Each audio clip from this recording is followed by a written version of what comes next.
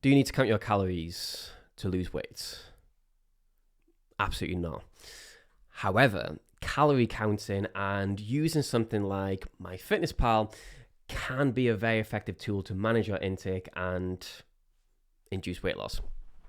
When people start working with me, I do usually recommend that they track their intake for at least a couple of weeks, because the information this provides us with is absolutely invaluable moving forward. We can see the calorie density of the foods you choose and portion sizes, and can shine light on calorific foods we were less aware of, such as the copious amounts of butter used on our toasts, or how calorific that Starbucks caramel waffle latte was. We can see the protein and fiber and overall nutrient density of your diet. If your diet's not conducive to your goals, we'll be able to catch this early and adjust accordingly.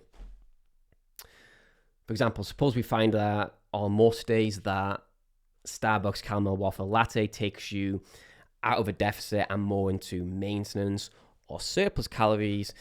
In that case, we can simply change that to a flat white, and that alone could be enough to tilt energy balance in our favor and induce weight loss.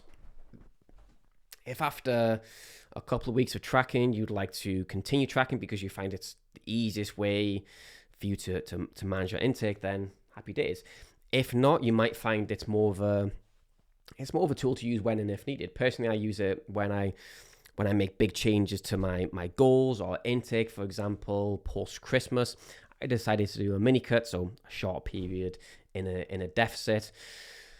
So I tracked for a couple of days to ensure that my calories were in fact low enough to induce weight loss. Think of it like tracking your monies, tracking your income and outcome. It's not something you always need to track, but if you're trying to spend less and save more, then it might be something worth keeping an eye on.